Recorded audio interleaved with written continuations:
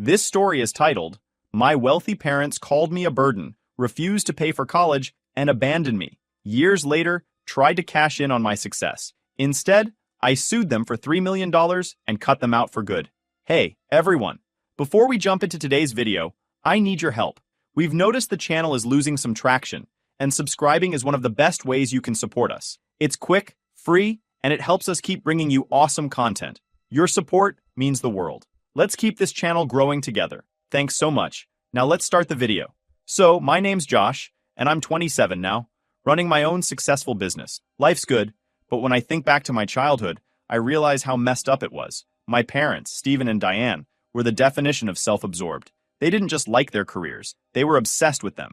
My dad was a hardcore business consultant, always crunching numbers and making deals. And my mom? She ran a chain of high-end boutiques, and her entire personality revolved around the words luxury and exclusive. Sounds like they had it all, right?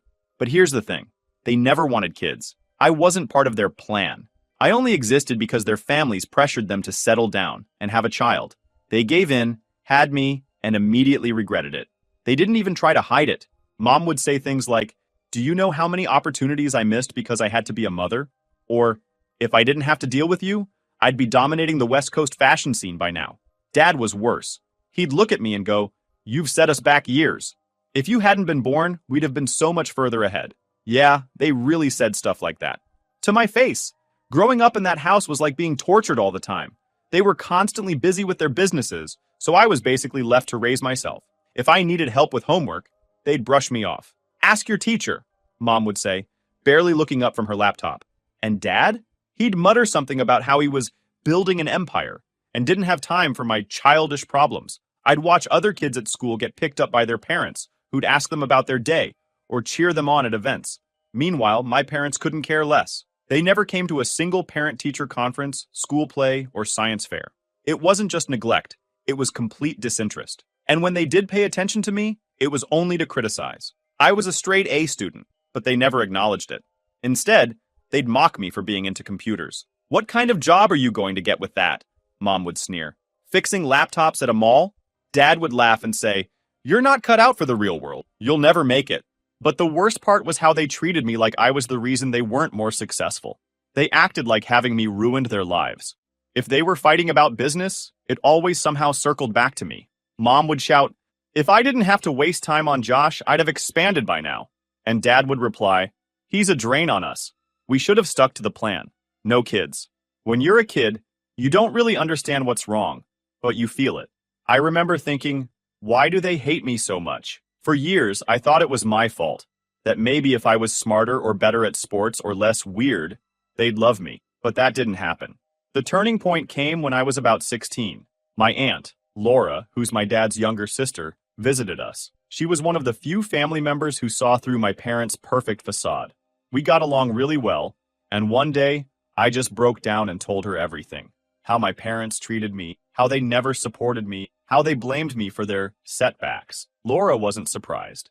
In fact, she told me something that made everything click. She said, "Your parents never wanted a kid, Josh. They only had you because their families kept pressuring them. They've always resented you." Hearing that was like a bit hurting, but it also made things clearer. Their cruelty wasn't about me, it was about them. They saw me as an obstacle, not a person. After that, I stopped trying to win their approval. Why bother? Nothing I did would ever be good enough for them. Instead, I started focusing on myself. I threw myself into my studies and started thinking about how I could get out of their house and build a life of my own. The thing is, my parents didn't just ignore me, they actively tried to sabotage me. When I started applying for colleges, they told me they wouldn't pay for tuition, even though they could afford it without blinking. I begged them, saying, "This is my future." But Dad just laughed. "You don't have a future," he said. "You'll end up fixing computers for minimum wage." That moment was the last straw. I knew I couldn't rely on them for anything. If I wanted a future, I'd have to build it myself. By the time I was 17, I'd started saving up from odd jobs and tutoring gigs. I knew it wouldn't be enough, but I was determined to leave. My parents didn't care. In fact, they encouraged me to leave as soon as I graduated high school. "Don't let the door hit you on the way out," Mom said with a smirk. I packed my bags and moved in with Aunt Laura a few weeks before my 18th birthday. She wasn't rich. She worked in sales and lived in a modest apartment, but it felt more like home than my parents' mansion ever did. Laura had something my parents never did. Compassion. When I first arrived, she looked me dead in the eye and said, "Josh, I can't promise to fix everything, but I'll help you as much as I can. You're not alone anymore." And you know what? For the first time in years, I actually believed someone had my back. The first hurdle was figuring out college. I'd been accepted into a decent university, but with no financial support from my parents, paying for it felt like climbing Everest with no gear. Aunt Laura immediately got to work. She wasn't the type to wallow or wait around for miracles. She sat me down at her tiny dining table and said, "We're going to apply for every scholarship grant and loan out there. If there's free money floating around, we're getting it." It wasn't easy. Most scholarships were highly competitive, and a lot of them required essays, interviews, or proof of financial need. The essays were fine. I had enough material to write a best-selling memoir about my parents' neglect, but convincing people I was deserving was harder. My parents' income disqualified me from many financial aid programs, even though they weren't giving me a dime. I remember one particular day when Laura and I were filling out applications. She looked at one of the forms, sighed, and said, "It's insane how your parents' money counts against you when they're the last people who'd actually help." She wasn't wrong. It felt like the system was rigged against me. Eventually, after weeks of writing essays, gathering recommendations, and jumping through bureaucratic hoops, I managed to secure a few scholarships. One of them covered 80% of my tuition, which was a massive relief. The remaining 20%? Laura insisted on covering it herself. I argued with her about it. I didn't want to be a burden, but she shut me down. "Josh," she said firmly, "helping you isn't a burden. You're family." Living with Laura wasn't just about survival. It was also about healing. She wasn't afraid to call out my parents' behavior for what it was, abusive. She'd say things like, "Josh, it's not normal for parents to treat their kid like a business liability," or "You deserved better, and it's okay to be angry about that." Those conversations helped me realize that the problem wasn't me, it was them. While Laura was helping me with college stuff, I was also working odd jobs to save up for living expenses. I took on everything from tutoring high school students in math to working the late shift at a local diner. It was exhausting, but it felt good to earn my own money, even if it wasn't much. When college finally started, I moved into the dorms. It wasn't glamorous, just a small room with peeling paint and a roommate who snored like a chainsaw. But I didn't care. I was finally out of my parents' shadow, and that was all that mattered. At first, I struggled to adjust. College was overwhelming, and I constantly felt like I was behind everyone else. While other students were going to parties or joining clubs, I was working part-time jobs to make ends meet. But slowly, I found my rhythm. I focused on my classes, built relationships with my professors, and started making friends. One of the first friends I made was Alex, a fellow computer science major who shared my love for coding and bad sci-fi movies. We bonded over late-night programming sessions and greasy takeout, and eventually, Alex introduced me to his group of friends. These people weren't just classmates. They were driven, ambitious, and supportive in a way I'd never experienced before. Over time, we started brainstorming ideas for projects, and one of those ideas turned into the tech company we run today. But back then, it was just a side hustle, a way to practice our skills and maybe make a little extra cash. None of us realized it would eventually become something big. Meanwhile, my relationship with my parents was non-existent, which suited me just fine.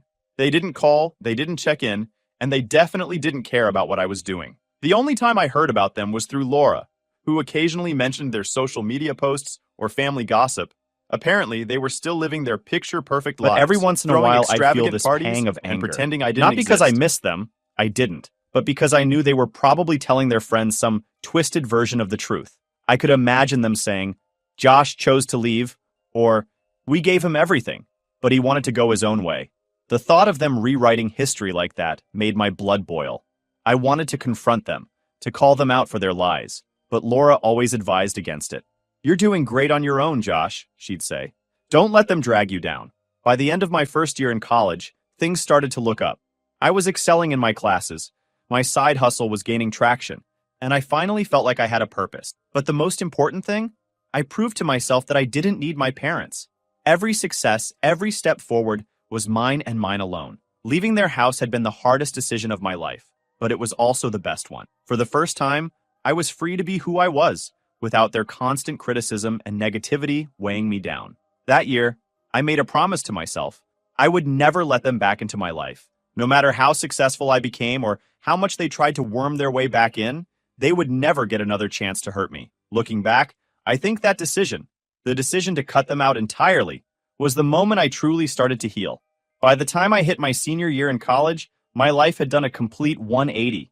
I wasn't just surviving anymore. I was thriving. My side hustle with Alex and a few other friends had turned into something bigger.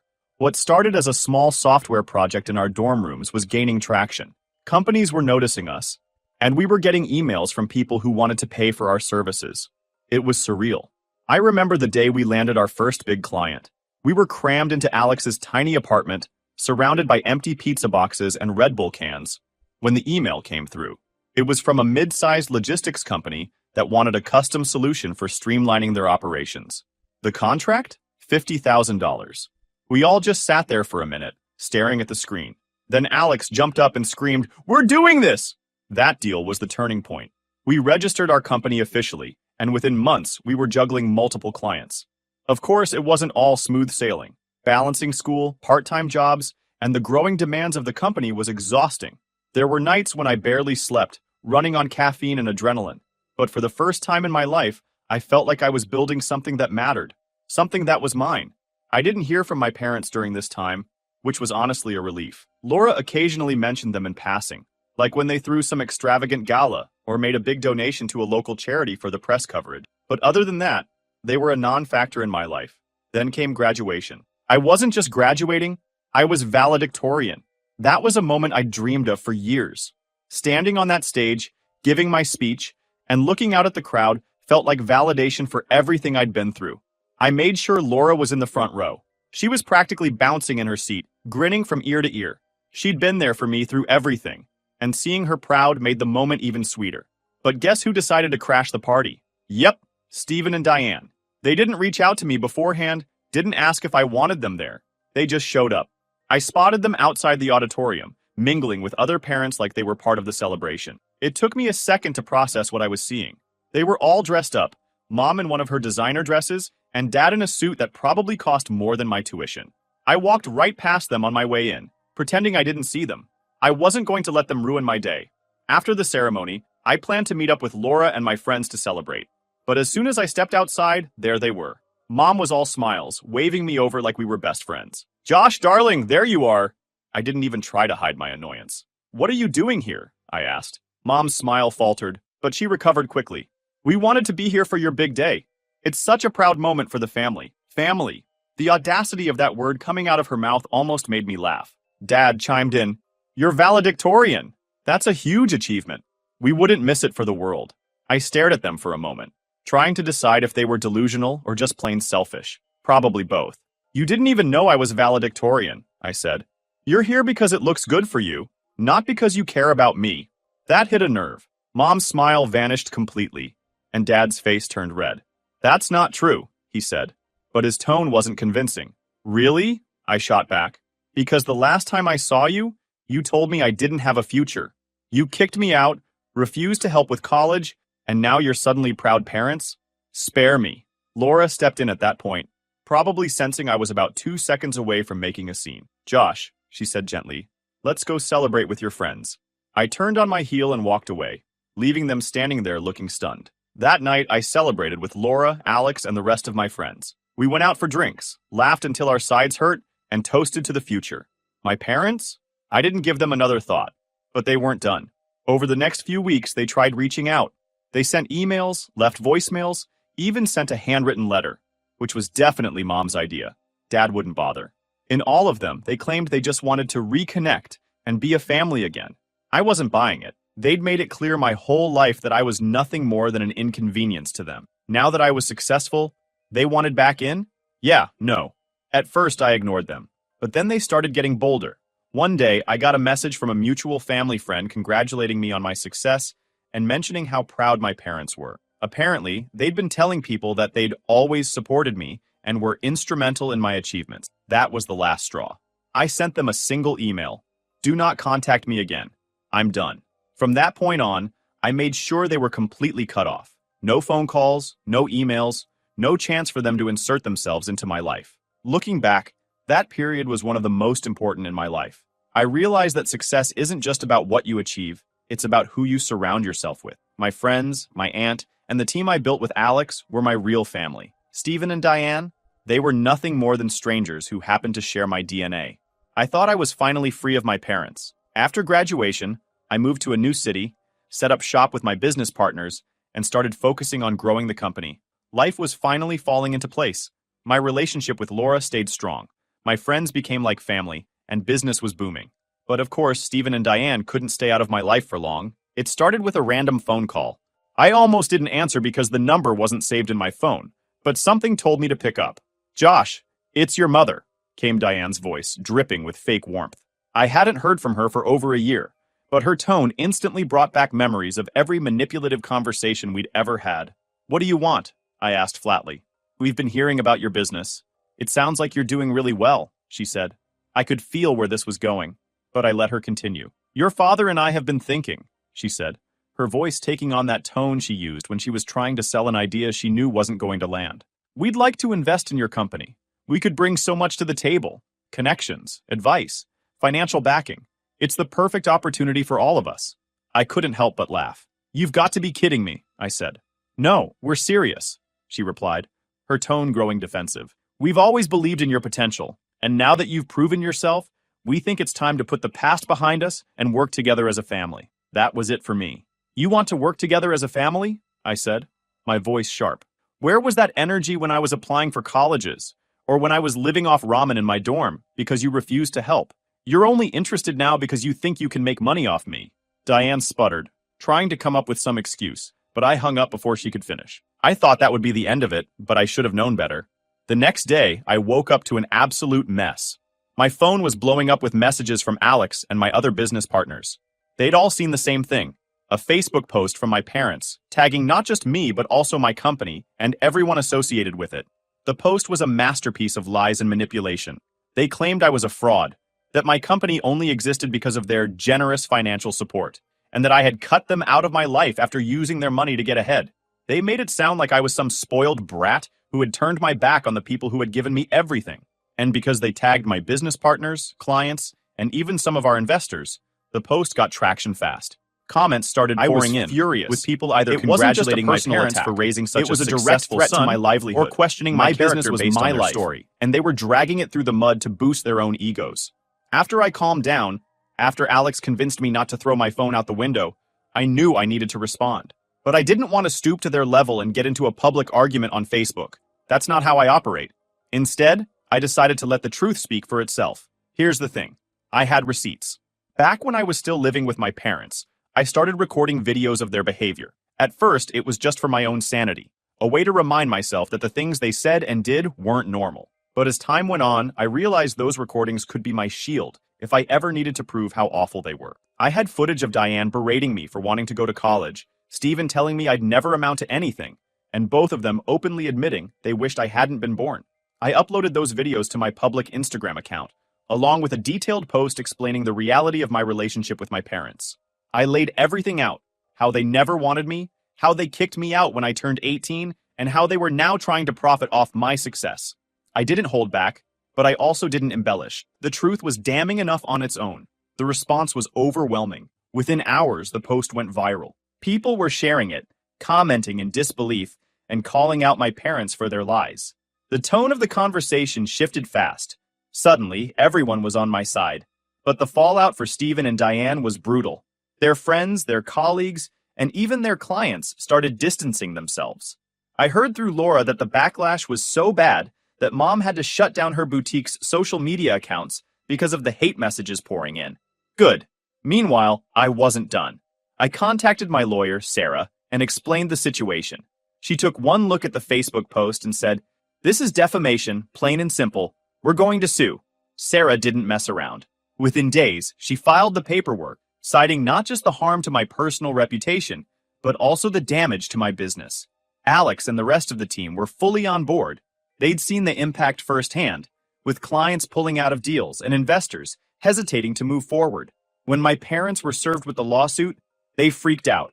I got a series of frantic voicemails from Diane, alternating between tearful apologies and angry accusations. Stephen, of course, took the tough guy route, leaving a single message that said, "You're making a big mistake, Josh. This won't end well for you." "Sure, Dad, because your track record with predictions has been so great." I didn't respond. I let Sarah handle everything while I focused on damage control with my business. My partners and I reached out to every client and investor personally, explaining the situation and providing proof of the truth. It was a lot of work, but it paid off. By the end of the week, we had regained most of the trust we'd lost. My parents, on the other hand, were starting to realize they'd seriously miscalculated. When the lawsuit hit my parents, they didn't just lose their minds. They lost any sense of strategy. Instead of laying low or hiring a good lawyer to handle things quietly, they went full chaos mode. They started calling everyone in the family, crying about how I was ruining their lives and trying to paint themselves as the victims. The irony? They hadn't spoken to most of these relatives in years. Suddenly, Stephen and Diane were reaching out to everyone from distant cousins to my mom's estranged sister, pleading for sympathy. They even had the audacity to call Aunt Laura, trying to guilt her into convincing me to drop the case. Laura, being the absolute badass she is, shut them down immediately. She told them, in no uncertain terms, that they had no one to blame but themselves. "Josh owes you nothing," she said. "You made your bed. Now lie in it." Then she hung up. Meanwhile, I stayed focused on the lawsuit. Sarah was working overtime, gathering evidence, filing motions, and prepping for what was shaping up to be a major legal showdown. She assured me we had a solid case, but she also warned me that my parents would try every dirty trick in the book to avoid taking responsibility. She wasn't wrong. About a week after the lawsuit was filed, my parents launched their next attack. They tried to undermine me publicly again. This time, instead of another Facebook post, they started contacting local media outlets, pitching themselves as the misunderstood parents of a ruthless tech CEO. One of the smaller local papers actually ran their story. The article was a mess, full of half-truths and outright lies.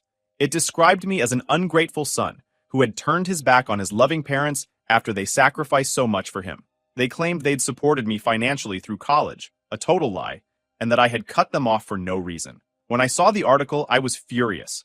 My parents weren't just attacking me anymore. They were actively trying to destroy my reputation in the community. I sent the article to Sarah, and she immediately added it to our defamation case. But I wasn't just going to sit back and let them control the narrative. I decided it was time to escalate. The next day, I sat down with Alex and my other business partners to discuss our strategy. They were all on board with going public again, this time with more clarity and context. "People need to know the whole story," Alex said. "You've been way too nice for too long." So, I made another Instagram post. This time, I didn't just share the videos. I shared screenshots of text messages and emails from my parents dating back years. Messages where they called me a waste of time and money, where they refused to help with college, and where they explicitly said they didn't care about my future. I also addressed the local newspaper article directly, refuting every single lie they'd told. I included receipts, bank statements showing I'd paid for college myself, letters from my scholarships, and even a heartfelt note from Aunt Laura that she'd written me during my first semester. The post blew up. Within hours, it had tens of thousands of likes and comments. People were outraged, not just at my parents, but at the newspaper for running such a biased story. Other outlets picked up the post, and suddenly, the narrative shifted completely. My parents were getting roasted online. People flooded their social media accounts with comments calling them out for their lies. Diane deleted even her personal profiles, and Stephen's LinkedIn profile mysteriously disappeared. It was clear they were feeling the heat. Then came the emails. Diane sent me a long, rambling message, alternating between apologies and veiled threats. She claimed she'd only gone to the media because she felt cornered, and said she never meant to hurt me. She begged me to take down my posts, saying the backlash was destroying their lives. Stephen, of course, took a different approach. His email was short and angry. "You're playing with fire, Josh. If you don't stop this, we'll sue you for slander and invasion of privacy." I forwarded both emails to Sarah. "Let them try," she said with a smirk. "They don't have a leg to stand on." The legal proceedings officially kicked off 2 weeks later. My parents had finally hired a lawyer, but it was clear they weren't prepared for what was coming. Sarah was a shark in the courtroom, tearing apart every weak argument their lawyer tried to make. The evidence we presented was damning. The videos, the text messages, the emails, the Facebook post, it all painted a clear picture of who my parents really were. Even their lawyer seemed embarrassed by the end of the first hearing. At one point, Diane tried to speak directly to the judge, claiming she'd been misunderstood and that I was exaggerating. The judge shut her down immediately. "This isn't the time for personal statements," he said. "Let your lawyer do the talking." It was glorious. By the time the mediation phase rolled around, my parents were desperate to settle. They knew they couldn't win in court, and they were bleeding money trying to fight the case. Their lawyer approached Sarah with an offer. They'd pay $500,000 in damages if I agreed to drop the suit and remove my posts. I laughed when Sarah told me. "Not a chance," I said. "They've done too much damage for that to even come close." Sarah went back with a counteroffer. $3 million. No negotiation, no concessions. They'd pay the full amount, publicly apologize, and stay out of my life for good, or we'd take it to trial. After a few days of back and forth, they caved. The day the settlement was finalized felt unreal. I sat across from Sarah in her office, staring at the final paperwork. Stephen and Diane had agreed to pay the full $3 million, issue a public apology, and best of all, they were legally barred from contacting me ever again. When Sarah handed me the pen to sign the papers, I hesitated for a second, not because I had doubts, but because this moment was so much bigger than the money. It was about standing up for myself, proving that they couldn't control me anymore. Once I signed, it was done. No appeals, no second chances. They were out of my life, for good. Their public apology was everything I hoped it would be. Awkward, forced, and completely humiliating for them. It was plastered on their social media accounts for everyone to see, where they admitted to their lies, manipulation, and the harm they'd caused me and my business. The comments under their posts were savage. People called them out for being terrible parents, fake philanthropists, and all-around awful human beings. Diane ended up disabling comments after a few days. But the damage was done. Their social circle was gone. Their reputations were in shambles, and no amount of spin could fix it. They'd lost their credibility, their connections, and their ability to manipulate people. As for the $3 million, it went to good use. A big chunk went straight into my business, allowing us to expand faster than we'd ever planned. I also made sure Aunt Laura was taken care of. I gave her enough to pay off her mortgage and sent her on the vacation of her dreams, a month-long trip to Italy. She cried when I told her, but honestly, it was the least I could do for the person who saved my life when I had no one else. Since then, life has been peaceful. My business is thriving, my friends are still by my side, and I've built a life I'm proud of. For the first time, I feel like I'm in control of my own story, instead of living in the shadow of Stephen and Diane's selfishness. Do I ever think about them? Sometimes. I wonder if they regret the choices they made, or if they're still sitting in their big house, blaming me for everything that went wrong in their lives. But honestly, I don't care. Their opinions, their lies, their existence, it's all irrelevant to me now. So yeah, that's my story. A little messy, a little chaotic, but it all worked out in the end. To anyone dealing with toxic parents or family, don't let them define you. Build your own life, surround yourself with people who actually care about you, and don't be afraid to fight back when they try to tear you down. Anyway, thanks for your time, Redditors. Time to grab a drink and enjoy this life I built for myself.